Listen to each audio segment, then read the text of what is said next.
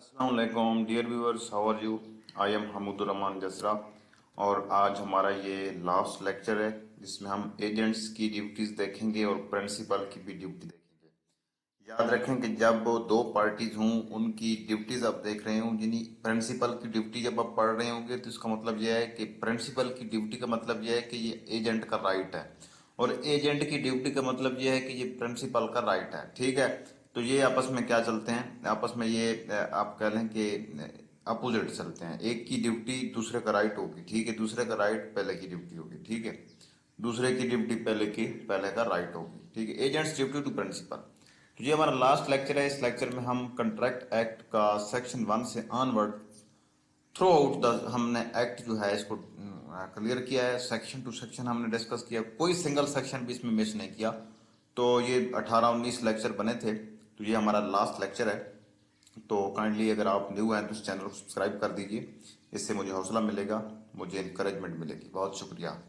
तो agents duty in conducting principal business. An agent is bound to conduct the business of his principal according to the direction given by the principal और in the absence of any such direction according to the custom which prevails in doing business of the same kind at the place where the agent conducts such business. When the agent acts otherwise, if any loss be sustained, he must be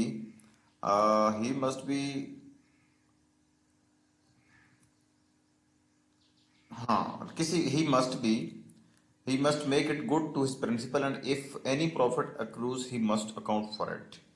तो इसमें क्या है, agents duty in conducting principal business, यानी कि वो principal का अगर business conduct कर रहा है किसी भी किस्म का, तो एजेंट की उस हवाले से क्या ड्यूटी हो सकती है। तो एजेंट पाबंद है प्रिंसिपल की डायरेक्शन के मुताबिक काम करने का। अगर वो डायरेक्शन प्रिंसिपल ने नहीं दी हुई तो फिर वो कस्टम जो चल रही है, जो एक तौर तरीका, एक आम रूटीन का एक तरीका है, वो उसको फॉलो करेगा। अगर या तो मतलब डायरेक्शन दी गई है उसने डायरेक्शन फॉलो नहीं की, या डायरेक्शन नहीं दी गई थी उसने रूटीन का तरीकाकार फॉलो नहीं किया, तो अगर उसने यानी कि रूटीन से हटकर कोई बात की है या प्रिंसिपल के डायरेक्शन के खिलाफ कोई बात की है, तो फिर अगर प्रिंसिपल को कोई नुकसान होता है तो उसको जिम्मेदार एजेंट ही को ठहराया जाएगा। ठीक है, तो इसमें ये एजेंट की ड्यूटी है। तो skill and intelligence required from agent. हाँ, स्किल क्या है, स्किल होता है मतलब काम करने की महारत। एक बंदा फर्ज करें कि प्लम्बर है, ठीक है, तो उसने प्लम्बर वाला काम ही करना है। तो अगर उसको हायर किया गया एज अ प्लम्बर तो वो प्लम्बर वाला काम ही करेगा ना। तो उसको हमने एज अ प्लम्बर हायर किया है तो वो घुड़सवारी करना शुरू कर दे हमारा एजेंट के तौर पर, तो ये तो गलत बात हुई ना। यानी जिस मकसद के लिए हमने उसको, जिस स्किल के लिए हमने उसको हायर किया है वही स्किल वो पूरी करेगा। और डिलीजेंस, डिलीजेंस का क्या मतलब है, पूरी तवज्जो के साथ करेगा। ठीक है, जिस मकसद के लिए, जिस स्किल के लिए, जिस काम के लिए किसी बंदे को आपने हायर किया है वो एजेंट पाबंद है उस काम को करने के लिए। और दूसरा, उसको पूरी कोशिश तवज्जो के साथ करने का पाबंद है। ठीक है, इसमें ये है। तो उसके बाद क्या है, agents accounts. An agent is bound to render proper accounts to his principal on demand. अगर प्रिंसिपल ने डिमांड किया है, रेंडर माना क्या होता है, रेंडर माना होता है पेश करना, यानी कि प्रिंसिपल ने उससे कोई हिसाब किताब मांगा है किसी भी किस्म का, तो वो एजेंट पाबंद है उस प्रिंसिपल को अपना हिसाब किताब सारा बताने का पाबंद है। यानी कि बिजनेस में मैंने इतने पैसे वहां पर खर्च किए, इतनों की मैंने फलां चीज ली, यानी कि सारा हिसाब किताब अकाउंट्स देने का वो पाबंद है agent. Agents duty to communicate with principal. Agents की ड्यूटी है कि अगर कोई एक ऐसी सिचुएशन पैदा हो जाए जो कि बहुत डिफिकल्टी वाली सिचुएशन हो, मुश्किल सिचुएशन हो, उसमें कोई एक एक रीजनेबल मतलब एक मामूल से हटकर कोई सिचुएशन पैदा हो गई है, तो उसमें एजेंट की ड्यूटी है कि वो अपने प्रिंसिपल को कम्युनिकेट करे कि जनाब सर, हम ये कंडीशन पैदा हो चुकी है, आप इसमें हमें क्या डायरेक्शन देंगे। एजेंट की ड्यूटी है कि वो प्रिंसिपल को बताए कि ये एक सिचुएशन पैदा हो चुकी है। Right of principal when agent deals on his own account in business of agency without principal consent. अगर तो प्रिंसिपल की कंसेंट के बगैर एजेंट आज खुद यानी कि वो अपने अकाउंट पर वो कोई बिजनेस चला रहा है, तो फिर प्रिंसिपल उसके एक्ट्स के लिए जिम्मेदार नहीं होगा। क्यों? कि प्रिंसिपल की कंसेंट के बगैर वो अपने बिहाफ पर वो काम कर रहा है, तो एजेंट खुद जिम्मेदार होगा अपने एक्ट्स का ऐसी सूरत हाल में। अदरवाइज अगर वो प्रिंसिपल की इजाजत से वो चल रहा है या प्रिंसिपल उसके एक्ट्स को ऑन कर रहा है, तो ये सूरत में तो प्रिंसिपल लायबल होगा। लेकिन एक प्रिंसिपल को पता ही नहीं है, उसकी कंसेंट ही नहीं है प्रिंसिपल की, तो अगर एजेंट ने अपने अकाउंट पर कोई काम करना शुरू कर दिया तो उसका जिम्मेदार एजेंट खुद होगा, प्रिंसिपल उसका जिम्मेदार नहीं होगा। Principal right to benefit gained by agent dealing on his own account in business of agency. हाँ, एक बिजनेस ऑफ एजेंसी में अगर प्रिंसिपल एक मतलब एक एजेंट है, फर्ज करें मैं आपको बता रहा हूँ कि एक बंदा जो है लंदन बैठा हुआ है, उसकी टेक्सटाइल की फैक्ट्री है यहाँ पर, वो बिजनेसमैन, और इधर को उसने ऊपर बिजनेसमैन बैठा दिया है। ठीक है, जो मालिक फैक्ट्री है वो तो लंदन में बैठा हुआ है, जो उसने बिजनेसमैन बैठाया ना मैनेजर के तौर पर टेक्सटाइल फैक्ट्री में, वो क्या है, वो एजेंट है। अगर एजेंट अपने ब्याह पर कोई कॉन्ट्रैक्ट कर लेता है, ठीक है, उसमें वो उस फर्ज करें कि एजेंट जो है उसने कॉन्ट्रैक्ट किया किसी सेकंड पर्सन के साथ कि जनाब आप हर रोज आएं, मैं ये इजाफी 2-3 मजदूर रख रहा हूँ अपनी ब्याह पर, और ये 2 तीन मजदूर जो मतलब कपड़ा बनाएंगे ना, ये कपड़ा आपको मैं दूंगा। ठीक है, यानी कि उसने सेपरेट से एक अपना अलग से उसने एक अपनी ब्याह पर उसने उसी एजेंसी उसी कंट्रैक्ट, यानी कि वो फैक्ट्री उसी की है, मालिक की है, वो एजेंट उसी मालिक का है, उसी कंट्रैक्ट ऑफ एजेंसी में रहते हुए उसने अलहदा से एक अपना एक स्टार्ट कर रखा है बिजनेस। तो क्या जो एक एक एक कॉमन सेंस की बात है, एक आम फहम की बात है, क्या कोई कॉमन सेंस इस बात की इजाजत देता है कि जो वो एजेंट बैठा है जिसने जिसने अलहदा से वो अपना सिस्टम बना रखा है कि वो उससे जो इनकम हासिल होगी वो उसी एजेंट की होगी? नहीं, वो इनकम उस एजेंट की नहीं होगी। क्यों? कि वो फैक्ट्री उस मालिक की है, वो एजेंट उस बंदे का है जो लंदन में बैठा हुआ है, तो उसको किसी भी किस्म की कोई अख्तियार नहीं है कि वो अलहदा से अपना बिजनेस स्टार्ट करे। अगर उसने अपना ऑन हिज ओन अकाउंट या अपने बिहाफ पर उसने अगर कोई बिजनेस स्टार्ट किया उस एजेंसी के अंदर अंदर, तो उस बिजनेस से जो प्रॉफिट होगा वो प्रॉफिट प्रिंसिपल का राइट है उसको दिया जाएगा। ठीक है, तो agents rights of retainer out of sums received on principal account, an agent may retain out of sums received on account of principal in the business of agency all money due to himself in respect of advances made up for expenses properly incurred by him in conduct of such business and also such remuneration as may be payable to him for acting as agent। तो agent का right है कि वो principal की मतलब के लिए, principal के लिए या प्रिंसिपल के बिजनेस में से जो भी उसको कुछ पैसे मिले हैं, जो भी रुपीज मिले हैं, जो भी रकम मिली है, उस रकम को रिटेन करे कि उस वक्त तक जब तक उसका अपना खर्चा पूरा ना हो जाए। यानी कि अगर ड्यूरिंग बिजनेस एजेंट ने अगर अपनी जेब से कोई खर्च किया था, वो खर्च भी एजेंट लाने का वापस लाने का हकदार है, और उसकी जो तनख्वाह है वो भी लाने का हकदार है। यानी कि अगर उसको तनख्वाह नहीं मिली और उसने जो पैसे अपनी जेब से उस बिजनेस पर लगाए हैं वो उसको नहीं मिले, तो उस वक्त तक वो प्रिंसिपल की जितनी भी अमाउंट है उस कंट्रैक्ट में उसको हासिल हुई है वो उसको रिटेन कर सकता है, यानी अपने पास रख सकता है। जब उसको वो बिजनेस पर उसने एजेंट ने जो अपनी जेब से खर्च किया वो भी मिल गए, और जो एजेंट को अपनी तनख्वाह भी मिल गई, तो इस सूरत में वो पाबंद हो जाएगा फिर कि बकाया जात जो हैं वो प्रिंसिपल को वापस कर दे। अदरवाइज वो प्रिंसिपल की वो सारे रकूम जो अपने पास रख सकता है उस वक्त तक जब तक उसके वो पूरे ना हो जाए अखराजात।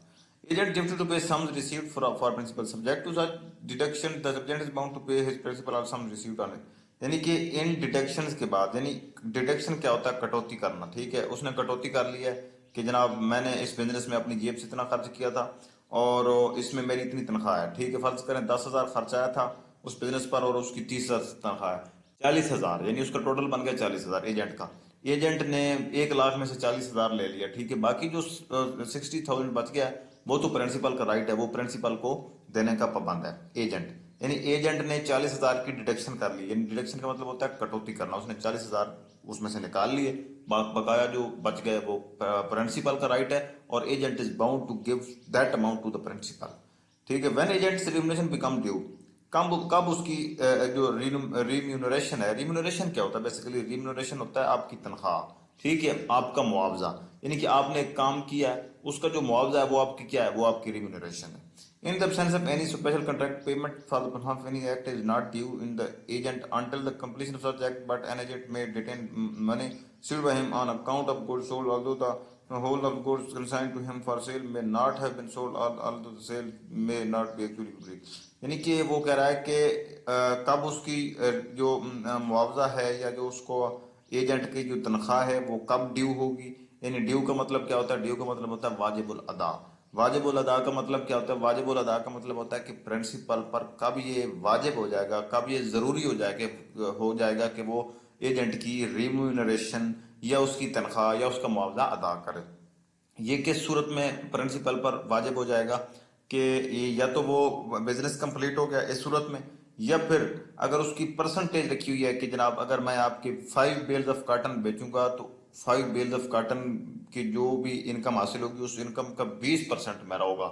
ये है एजेंट की रिम्यूनरेशन। ठीक है, अगर उसने फर्ज करें कि टोटल 500 बेल्स ऑफ कॉटन बेचने हैं अभी, तो उसने अभी अभी तक 10 बेचे हैं, बाकी 490 उसका बाकी रहता है, ठीक है। जो 10 बेचे हैं ना, 10, तो वो उन 10 में से 20% लेने का वो हकदार है। वो उन 10 बेल्स ऑफ कॉटन का 20% जो हुआ हासिल हुआ है टोटल, उसका 20% ड्यू हो चुका है प्रिंसिपल की जानब से। प्रिंसिपल पर लाजिम हो चुका है कि उसका 20% वो अपने एजेंट को दे। क्यों? कि उसकी मतलब 10 बेल्स ऑफ कॉटन तो बिक चुके हैं। यानी इस तरह क्या है, इसी तरह ये बताया गया है कि him on account of goods sold although the whole of goods consigned to him for sale may not have been sold. अगरचे उसको जो चीजें हवाले की गई हैं अभी तक वो सारी सोल्ड नहीं हुई, और ऑल दो सेल में नॉट भी एक्चुअली कंप्लीट, ये भी हो सकता है कि अभी तक वो सेल कंप्लीट ना हुई हो। लेकिन अभी तक अगर सेल कंप्लीट नहीं भी हुई, तो जिस हद तक सेल हो गई है उस हद तक वो उसकी जो भी परसेंटेज बनती है रिम्यूनरेशन की या मुआवजे की, वो प्रिंसिपल पर लागू हो जाती है। तो इसके बाद क्या है कि agents lien on principal property. In the absence of any contract to the contrary, an agent is entitled to retain goods, papers, and other property, whether movable or immovable, of the principal received by him until the amount due to him for disbursement। ठीक हो गया। ये इसमें क्या है असल में, तो एजेंट और प्रिंसिपल का ये जो लिंक है, तो ये इंतहाई एक सिंपल है, एक कॉमन सेंस की बात है। तो अगर आप लीन क्या होता है, लीन ये होता है कि राइट ऑफ पोजेशन, ठीक है, right to keep possession of property belonging to another person until debt owed by that person is discharge. This is simple a lien. मतलब सादा अल्फाज में लियन क्या है, लियन ये है कि अगर आपका कोई कर्ज या आपके कुछ पैसे अगर किसी ने देने हैं ना, अगर आप उसकी प्रॉपर्टी आपके पास है अगले बंदे की, तो उसकी प्रॉपर्टी आप अपने पास रख सकते हैं उस वक्त तक जब तक वो आपको आपका कर्ज या आपका मुआवजा या आपके पैसे वापस ना कर दे। Agents lien on principal property, यानी कि प्रिंसिपल की प्रॉपर्टी को एजेंट उस वक्त तक रख सकता है जब तक उसकी रिम्यूनरेशन या उसका मुआवजा पे ना कर दिया जाए। In the absence of any contract to the contrary an agent is entitled to retain goods. Retain goods का मतलब होता है वो अशियाओं को अपने पास रख सकता है। Papers and other property whether movable और इमूवेबल, या वो मूवेबल हो सकती है या इमूवेबल हो सकती है। मूवेबल वो होती है जो मनकूला हो, इमूवेबल वो होती है जो गैर मनकूला हो। गैर मनकूला क्या होते हैं, जिसको आप एक जगह से दूसरी जगह मुंतकिल नहीं कर सकते, मसलन मकान, दरख्त, तो ये क्या है, ये इमूवेबल प्रॉपर्टी है। मूवेबल क्या है, मोटर बाइक, कार, ये सारी क्या है, मूवेबल प्रॉपर्टी, यानी जिस जगह से आप उसको एक जगह से दूसरी जगह मुंतकिल कर सकते हैं। Of the principal received by him until the amount due to him himself for commission, यानी उसमें उसमें कमीशन के लिए उसकी जो राइट है। डिसबर्समेंट का मतलब है जो उसने खर्च किया है। And services respect of the same है, अगर उसने कुछ सर्विसेज दी हैं, कोई मतलब जो भी उसका बनता है राइट, यानी कि जब तक कि उसको एजेंट का जो राइट है वो नहीं दिया जाता, उस वक्त तक वो प्रिंसिपल की प्रॉपर्टी को अपने पास रखने का हक रखता है, कानूनी सेक्शन 221 कॉन्ट्रैक्ट एक्ट के तहत। Principal duty to agent. अब प्रिंसिपल की क्या ड्यूटियां, agent to be indemnified against consequences of lawful act. जितना भी एजेंसी के दौरान उसका लॉफुल एक्ट हुआ है, किया है एजेंट ने, तो उस लॉफुल एक्ट की सूरत में अगर उसको कोई नुकसान हो गया है एजेंसी के कंट्रैक्ट के दौरान एजेंट को, वो नुकसान पूरा करने का पाबंद होगा कौन, principal. The employer of an agent is bound to indemnify. Indemnify का क्या मतलब होता है, कंपनसेट करना, पे करना him against the consequence of all lawful acts done by such agent in exercise of the authority conferred upon him। यानी कि अगर कोई उसने ऐसा काम किया है जो लॉफुल है उस कंट्रैक्ट ऑफ एजेंसी में, और उस लॉफुल काम में उसको कोई नुकसान हो गया है, उस नुकसान की सूरत में इंडemnify करने का पाबंद है एम्प्लॉयर, ठीक है। B at Singapore under the instruction from A of Karachi contracts with C to deliver certain goods to him, ठीक हो गया। A does not send the goods to B and C sues B for breach of contract। B informs A of the suit and A authorizes him to defend the suit। B defends the suit and is compelled to pay damages and cost and incurs expenses। A is liable to B for such damages, cost and expenses। ठीक है, यानी कि ए एक employer है, B उसका agent है। B ए उसको कहता है कि कुछ चीजें खरीदो, कैसे, सी से, contracts with C to deliver certain goods to him, यानी कि वो सी से कुछ चीजें खरीदे। A does not send the goods to B, और ए जो है अभी तक उसने कुछ चीजें सेंड नहीं की बी को। एंड सी सूज बी, हाँ बिल्कुल ठीक हो गया, C sues B for contracts with C to deliver certain goods to him, ठीक हो गया, बिल्कुल ठीक है। यानी कि बी क्या है, बी एजेंट है सिंगापुर में, और ए क्या है, ए उसका एम्प्लॉयर है। इतना तक बात क्लियर हो गई, ठीक है। ए ने कहा कि तुम सी के साथ मुआहदा करो, बी को कहा ए ने कि सी के साथ मुआहदा करो, contract with C to deliver certain goods to him, C से मुआहदा किया बी ने कि मैं आपको कुछ चीजें मुंतकिल करूंगा, कुछ गुड्स आपको मैं डिलीवर करूंगा। A does not send the goods to B, अब बी के पास तो गुड्स थी नहीं, तो एक जो कराची में रह रहा है उसने सेंड करनी थी बी को, ठीक है। जो ए एम्प्लॉयर है, बी एजेंट है। बी ने आगे मुआहदा किया ए के कहने पर सी के साथ कि मैं आपको कुछ चीजें गुड्स डिलीवर करूंगा। तो अब वो जो गुड्स हैं वो ए की गुड्स हैं, ए ने डिलीवर करनी थी बी को, तो बी ने आगे सी को करनी थी ना। ए ने बी को वो चीजें डिलीवर नहीं की, C sues B for breach of contract, C ने उस ब्रीच ऑफ कॉन्ट्रैक्ट की सूरत में बी को सू कर दिया। B inform A of the suit, B ने ए को कहा कि जनाब एम्प्लॉयर साहब, जनाब प्रिंसिपल साहब, आपने मुझे गुड्स सेंड नहीं की और और मैं आगे मुआहदा कर बैठा हूं आपके कहने पर सी के साथ, और सी अब मुझे सू कर रहा है, मेरे खिलाफ दावा कर दिया सी ने। तो and A authorizes him to defend the suit, A ने बी को कहा कि जनाब तुम सूट को डिफेंड करो, उस पर जितना एक्सपेंसेस आएंगे, जितने खर्चा खराजात आएंगे वो मैं आपको देने का पाबंद दूंगा। यानी इस कंट्रैक्ट ऑफ एजेंसी में जितने भी कोई एक्सपेंसेस आए, जितने भी कोई एजेंट ने कुछ पे किए कंट्रैक्ट ऑफ एजेंसी में, इसके अलावा किसी और सूरत में भी हो सकता है, लॉफुल एक्ट करते हुए एजेंट ने जो भी खर्चा खराजात किए हैं वो लेने का पाबंद है एजेंट, हकदार है किससे, प्रिंसिपल से या एम्प्लॉयर से। तो उसके बाद agent to be indemnified against consequences of acts done in good faith, यानी कि अगर एक एजेंट गुड फेथ में कोई काम करता है तो उस गुड फेथ की सूरत में अगर उसका कोई लॉस हो जाए तो फिर भी क्या है, फिर भी वो हकदार है कि उसको इंडemnify करे। Where one person employs another to do an act and the agent does the act in good faith, the employer is liable to indemnify the agent against the consequences of that act, although though it cause an injury to the rights of third person। तो ये illustration B इसकी पढ़ें जी। B at the request of A sells goods in the possession of A, B request of A sells goods in the possession of A, B at the request of A sells goods in the possession of A but which A has no right to dispose of, ठीक है। B does not know this and the hands over the proceed of the sale to A, afterwards C the true owner of the goods sues B and recovers the value of the goods and costs, A is liable to indemnify B for what has been compelled to pay, ठीक है। यानी ए के पास कुछ चीजें पड़ी हैं, उसने कहा बी को कि ये आगे किसी को डिलीवर करके मुझे ये फरोख्त कर दो, ठीक है। तो अब ए प्रिंसिपल है और बी क्या है, एजेंट है। अब बी ने ए की चीजें उठाई और आगे किसी थर्ड पर्सन को वो बेच दी, ठीक है। जब वो बिक गई चीजें, तो वो जो चीजें ए के पास मौजूद थी, जो बिक चुकी हैं, वो चीजें असल में ए की नहीं थी, वो चीजें थी सी की। बी को इस बात का इल्म नहीं था, बी ने तो इन गुड फेथ वो ए की चीजें आगे बेच दी। अब सी को पता चला कि जनाब मेरी चीजें जो ए के पास मौजूद थी वो आगे बी ने फरोख्त कर दी हैं। सी ने दावा करना है बी पर कि जनाब आपको किसने अख्तियार दिया कि मेरी चीजें आपने आगे फरोख्त कर दी। तो अब जो बी है ना, बी बी तो गुड फेथ में था, बी को तो नॉलेज ही नहीं था कि ये चीजें ए की हैं या सी की हैं, तो बी तो यही समझ रहा था कि ये चीजें ए की हैं। अब वो आगे फरोख्त कर बैठा है। तो जब सूट हो गया उसके खिलाफ, सी ने कर दिया बी के खिलाफ, तो अब वो जो बी है ना, बी साफ ज़ाहिर है बी का खर्चा तो आएगा उस सूट को डिफेंड करने में। उस सूट को डिफेंड करने में उसका जितने एक्सपेंसेस आएंगे, जितना खर्चा आएगा, जितने एक्सपेंडिचर्स आएंगे, वो कौन देने का पाबंद है, वो एम्प्लॉयर देने का पाबंद है, वो ए पर्सन देने का पाबंद है। क्यों कि ये जो जो बी है ना एजेंट, वो गुड फेथ में काम कर रहा था। तो इसके बाद non liability of employer of agent to do a criminal act. देखें कि अगर कोई वादा होता है आपका किसी शख्स के साथ कि मुझे आप इतने पैसे दो, मैं फिलहाल को फायर करूंगा, ठीक है, उसकी टांग में फायर मार दूंगा, तो ये जो कंट्रैक्ट है ना, इसमें एम्प्लॉयर जिम्मेदार नहीं होगा। क्यों कि ये क्रिमिनल एक्ट है। यानी कि बेसिकली क्या है कि क्रिमिनल एक्ट का जो आप कंट्रैक्ट कर रहे हैं या कंट्रैक्ट ऑफ एजेंसी है, वो क्या है, वो इलीगल होता है असल में। तो जब वो इलीगल है, उसका कोई कानून वजूद ही नहीं है, तो इस सूरत में प्रिंसिपल आपको आपके लिए कोई जिम्मेदार नहीं होगा। Compensation to agent for injury cause by principal neglect, the principal must make compensation to his agent in respect of injury caused to such agent by the principal neglect or want of skill, ठीक है।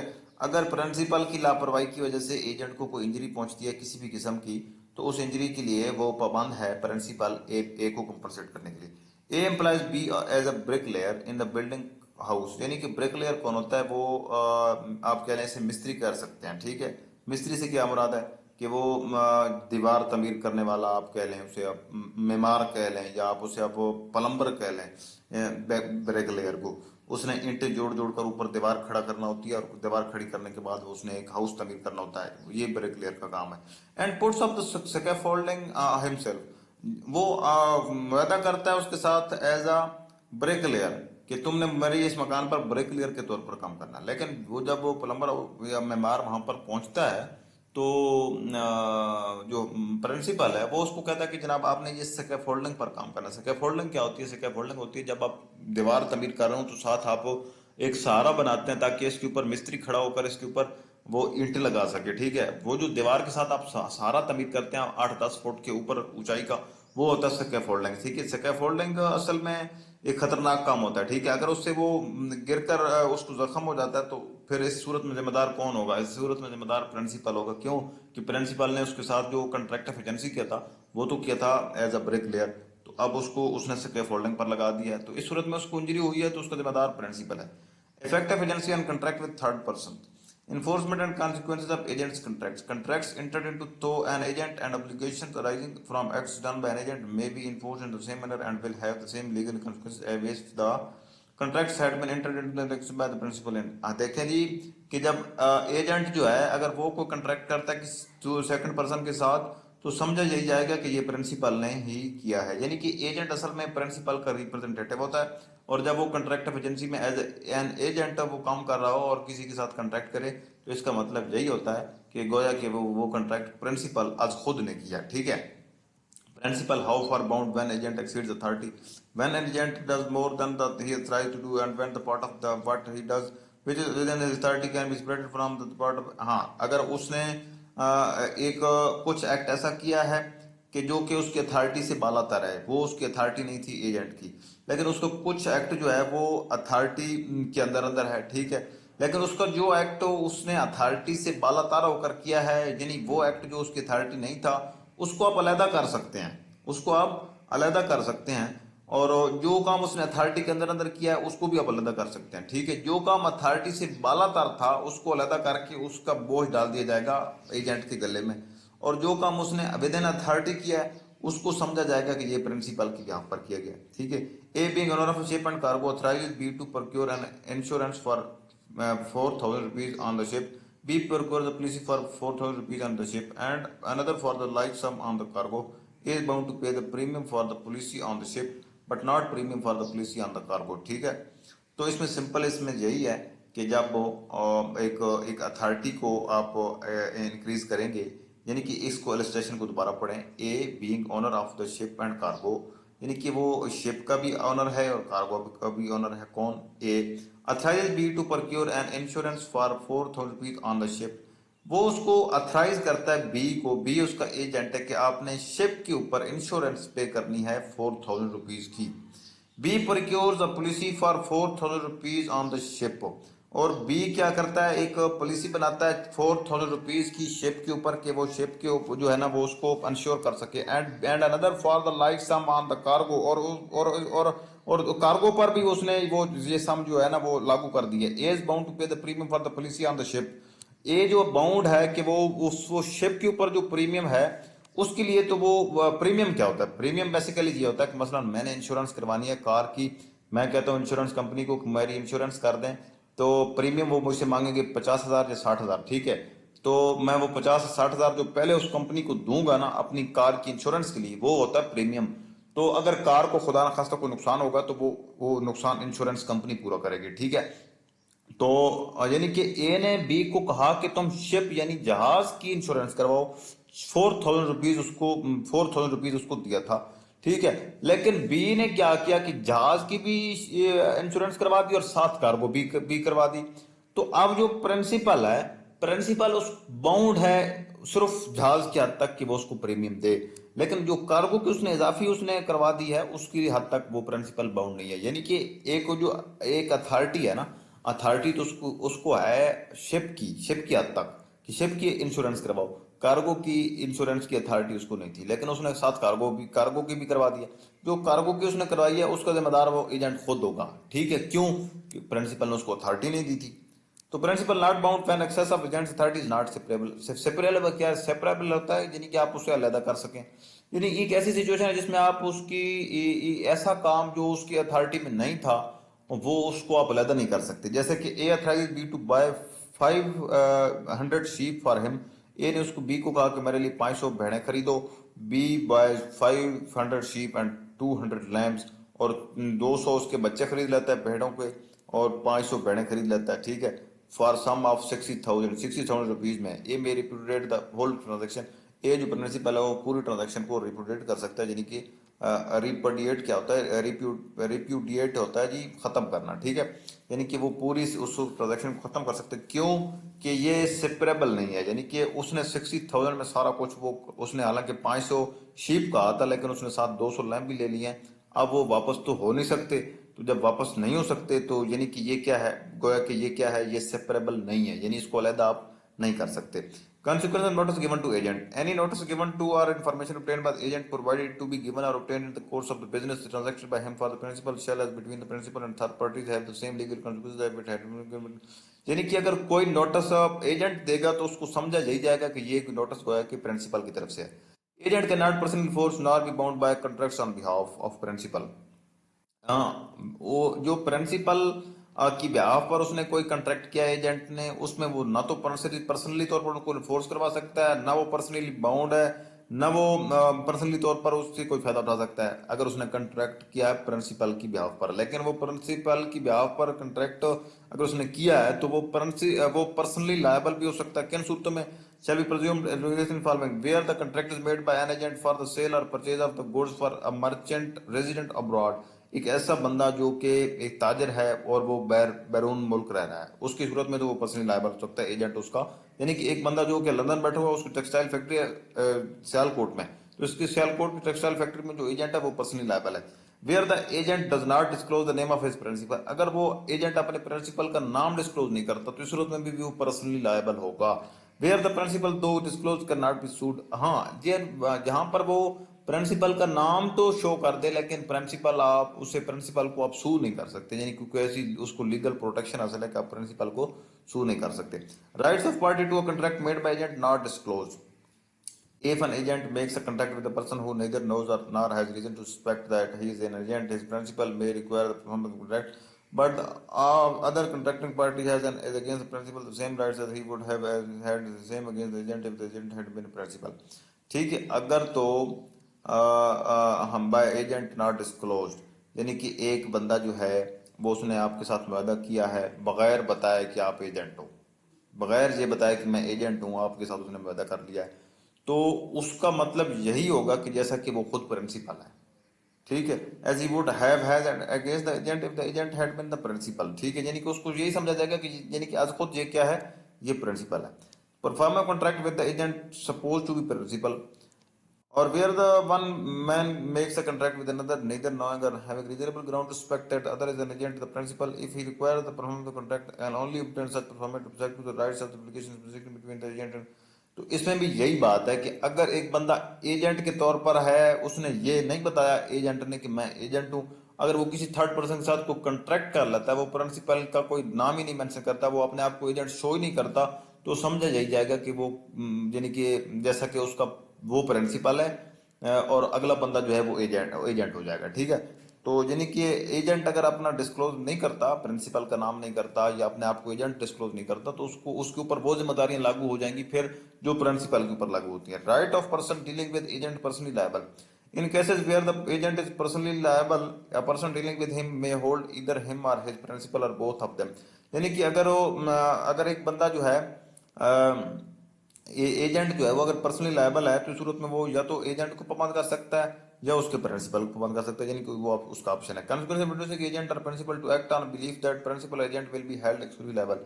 तो इसमें अगर एक बंदा when a person who has made a contract with an agent induces that agent to act upon the belief that principal only will be। हाँ, एक बंदे ने वादा किया है, उसने वादे में ये इंड्यूस किया है, इस बात पर जोर दिया है कि मेरे इस वादे में सिर्फ प्रिंसिपल जिम्मेदार होगा। या उसने इस बात पर जोर दिया है कि मेरे इस मुआहदे में सिर्फ एजेंट जिम्मेदार होगा, यानी कि उसने जिस बंदे पर जोर दे दिया है ना, तो फिर वो जिम्मेदार वही होगा। यानी एजेंट पर उसने कहा है तो फिर एजेंट जिम्मेदार होगा, अगर उसने कहा कि मेरा इस मुआहदे में प्रिंसिपल जिम्मेदार होगा तो फिर प्रिंसिपल जिम्मेदार होगा। ठीक है, यानी कि अगर उसने पॉइंट आउट कर दिया है तो फिर वो मतलब प्रिंसिपल को पॉइंट आउट किया तो फिर वो एजेंट को लायबल नहीं ठहरा सकता, क्योंकि उसने पॉइंट आउट कर दिया है। Liability of protected agent: a person unduly representing himself to be the authorized agent of another and thereby inducing a third person to deal with him as a such agent is liable if the employer does not ratify his act to make something। ठीक हो गया। अगर एक बंदा जो है pretended क्या होता है, यानी कि प्रिटेंडेड तो झूठा बहाना करना, यानी कि मैं किसी फिलां का एजेंट हूँ, हालांकि वो एजेंट उस शख्स का नहीं होता। ठीक है, अगर वो एजेंट किसी थर्ड पर्सन या सेकंड पर्सन के साथ कोई कंट्रैक्ट करता है, अगर तो उसको वो पर्सन ओन कर रहे जिसका वो बता रहा है कि मैं एजेंट हूं, तो फिर तो वो कंट्रैक्ट हो गया वैलिड। अगर वो पर्सन कहे कि ये मेरा एजेंट नहीं है, तो इस सूरत में अगर उसका कोई किसी भी किस्म का कोई पार्टी का नुकसान हुआ है तो पार्टी के नुकसान को कंपनसेट किसने करना है? पार्टी के नुकसान को एजेंट ने कंपनसेट करना है। तो person falsely contracting as agent not entitled to performance. A person with whom a contract has been entered into the character of agent is not entitled to recover the performance if it was in reality acting not as agent but on his own account। यानी कि वो कोई पाबंद person falsely contracting as agent not entitled to performance, अगर उसने फाल्सली अपने आप को एक एजेंट शो किया तो फिर उस वो एंटाइटल नहीं है कि वो उसको परफॉर्म किया जाए उस कंट्रैक्ट को। Liability of principal inducing belief that agents authorized acts were authorized: when an agent has without authority done acts or incurred obligation to third person on behalf of principal, the principal is bound by such acts obligation if he has by words or conduct induced such third person to believe that such acts and obligation were within the scope of the agent's authority।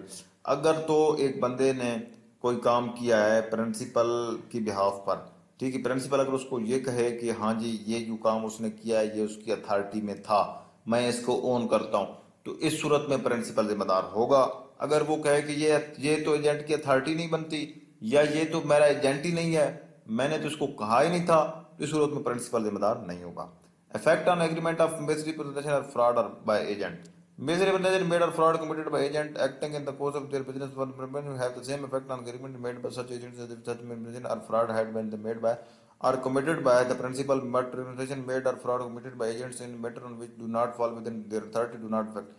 यानी कि अगर उसने during agency during contract agent ने कोई fraud किया है, कोई misrepresentation किया है, तो उसको समझा यही जाएगा कि ये जैसा कि प्रिंसिपल ने आज खुद ये मिसरिप्रेजेंटेशन किया या फ्रॉड किया। लेकिन उस कॉन्ट्रैक्ट ऑफ एजेंसी से के अलावा अगर किसी और मामले में एजेंट जो है वो मिसरिप्रेजेंटेशन या फ्रॉड करता है, तो उस मामले में प्रिंसिपल लायबल नहीं होगा। क्यों? कि प्रिंसिपल तो सिर्फ कॉन्ट्रैक्ट ऑफ एजेंसी के हद तक लायबल है। तो कंग्रेचुलेशन डियर व्यूअर्स, हमने आज कंट्रैक्ट एक्ट को कंप्लीट कर लिया। तो बाकी इसका डिस्क्रिप्शन में मैंने लिंक दे दिया, और बाकी इसमें बाकी सारे लेक्चर इसमें मौजूद हैं इस मेरे इस चैनल पर। कंट्रैक्ट एक्ट 1872 के हवाले से आपको सारे लेक्चर मिलेंगे, और बहुत तो थॉरोली मैंने डिस्कस किया, बहुत वजाहत के साथ डिस्कस किया। मुझे अपनी दुआओं में याद रखिए, मुझे अप्रिशिएट कीजिए। अल्लाह हाफिज़।